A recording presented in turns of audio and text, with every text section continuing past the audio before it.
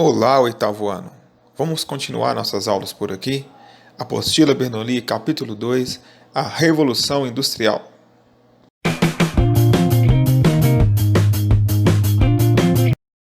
Podemos definir a Revolução Industrial como um período de grandes mudanças econômicas e sociais que foram realizadas entre os séculos XVIII e XIX na Europa, sobretudo na Inglaterra. Nós tivemos aí como o grande fator decisivo a substituição da manufatura pela maquinofatura.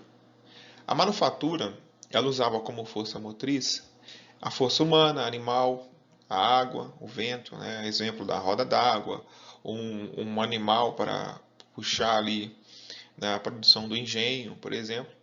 E a maquinofatura, nós temos aí a força do carvão mineral, né? O carvão mineral queima, produz o vapor faz movimentar as máquinas.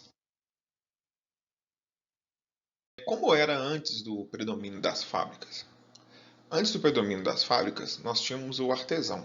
O artesão, ele trabalhava por conta própria, dominava todas as etapas de produção, o tempo, e também ele detinha os meios de produção. Exemplo, ele era dono do martelo, ele era dono da serra, ele era dono dos pregos e produzia em menor quantidade, voltado ali para o mercado local, né? Ele produzia exemplos, né? Um sapateiro, ele produzia ali 10 sapatos por dia e vendia ali dentro da sua própria vizinhança, tá? Já a manufatura, os trabalhadores urbanos, eles foram reunidos em oficinas, né? E cada um desempenhava uma atividade. A característica principal é a divisão do trabalho. Cada um faz uma parte. É interessante notar aqui que se o artesão dominava todas as etapas da produção, ou seja, o artesão sabia fazer um sapato, por exemplo, na manufatura, cada um realizava uma etapa. Então, um pregava, o outro costurava, enfim. Então, nós temos aqui duas características importantes. A divisão do trabalho e a outra. O trabalhador aqui não é mais dono dos meios de produção. Ele é apenas um funcionário que vende sua força de trabalho em troca de um salário. Vamos falar agora sobre a maquinofatura. A maquinofatura possibilitou um grande aumento na produção e também a velocidade com que um produto passou a ser produzido. Ao mesmo tempo, esse produto, vamos dar exemplo de um sapato, ele passou a ser mais barato, facilitando o consumo e ao mesmo tempo contribuindo para o enriquecimento dos donos da fábrica. Quanto mais sapatos ele vende, mais rico ele fica. Qual que é a função do trabalhador dentro desse processo? Apenas operar a máquina, né, que era movida pelo vapor como fonte de energia. E aqui também há uma substituição das antigas oficinas, né, pela fábrica, né, a substituição da manufatura pela maquinofatura. Dentro desse processo, o trabalhador ele não detém os meios de produção, né, novamente, quando era a época de quando ele era artesão, e ele não sabe nesse momento produzir o produto inteiro. Ele não sabe fazer um sapato. Ele cumpre uma etapa que é operar a máquina e a máquina vai costurar, por exemplo.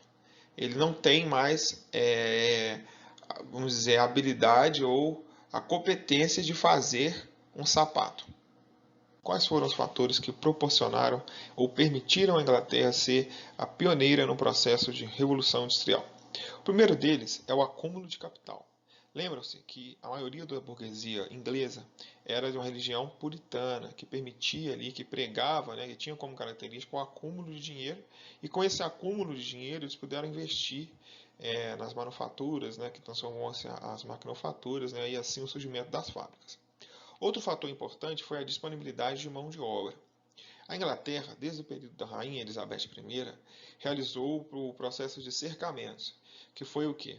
A expulsão dos camponeses dos feudos e no lugar eles criaram ovelha para produzir lã, né, e consequentemente o tecido.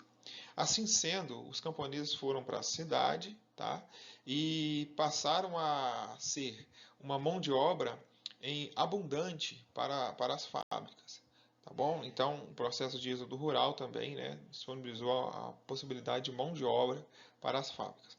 Outro ponto é a disponibilidade de matéria-prima, né? A disponibilidade de matéria-prima foi um fator crucial, né? Por exemplo, a Inglaterra tinha em suas colônias, né, várias colônias, ela tinha ali o ferro serve para fazer as máquinas, e o carvão mineral como combustível, né, como a fonte de energia. Outro fator foi a Revolução Gloriosa, que simbolizou a ascensão da burguesia ao poder. Essa burguesia ao poder, né, um sistema, uma monarquia parlamentarista, onde o rei reina, mas não governa. Então, assim sendo, a burguesia passou a ditar os rumos econômicos e políticos do país. De um lado, você tinha a burguesia. Quem era o burguês? O burguês era o dono da fábrica, era o proprietário, o dono dos meios de produção. Em segundo, vinha o proletariado, que é o proletário, o trabalhador, esse que vendia sua força de trabalho em troca de um salário no final do mês. Em seguida, nós teremos um fenômeno, uma característica, uma consequência, né, da burguesia e proletariado, que é a mais-valia. A mais-valia, né, que se configura como um novo mecanismo de reprodução de capital, a mais-valia estaria o lucro do patrão. Ou seja, segundo essa ideologia criada por Karl Marx, a mais-valia significa que o trabalhador realiza um produto de um valor imenso, só que ele recebe um salário que não é compatível com a riqueza que ele produz. Então é como se ele recebesse pouquíssimo de uma quantidade enorme de lucro que ele estaria produzindo para o patrão. É como se ele trabalhasse 1 hora ou 2 horas por dia, e ele já pagava seu salário, e o restante dessas horas seria todo de lucro para o patrão. Tá? Essa é a definição de Karl Marx. Aí não é questão de concordar ou não concordar, é apenas uma definição de Karl Marx. Tá?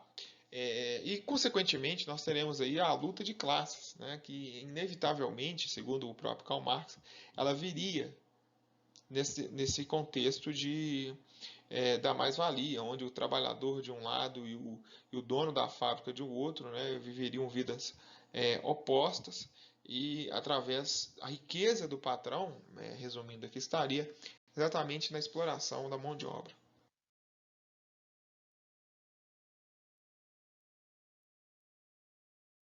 Vamos falar um pouco sobre as consequências negativas da Revolução Industrial. Com a Revolução Industrial, né, nós falamos anteriormente, tivemos o êxodo rural. E com isso houve um inchaço urbano e crescimento desordenado. As pessoas, nem todo mundo que foram, tem todos que foram para as cidades conseguiram emprego, tá? E a maioria das pessoas viviam em moradias precárias, tá? Sem saneamento básico, em péssimas condições de vida.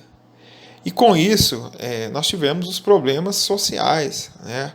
A violência urbana, a criminalidade, a pobreza, a violência simbólica. Né? Violência simbólica, no caso, são características. Você observa uma pessoa pelas vestimentas ou pelo modo de agir, você, dentro daquele processo, né, você já identifica a pessoa como um possível marginal. Né? Marginal aqui, aquele que vive à margem das leis. O alcoolismo, como o uso de entorpecentes, tá?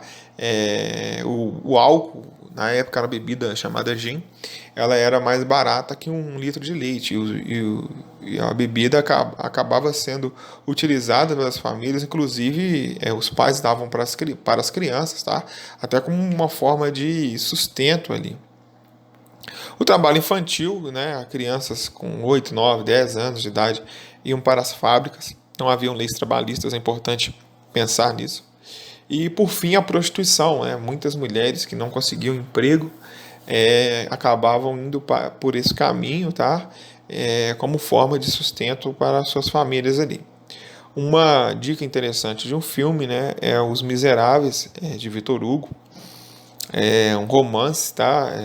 Que fala sobre a história de Jean Valjean, um homem que ficou preso aí mais de 20 anos por roubar pão, tá? E o filme mostra exatamente essas características, o outro lado da Revolução Industrial, onde muitas pessoas passavam fome, né, e viviam em miséria, né, e isso foi uma consequência, ou foram as consequências negativas da Revolução Industrial.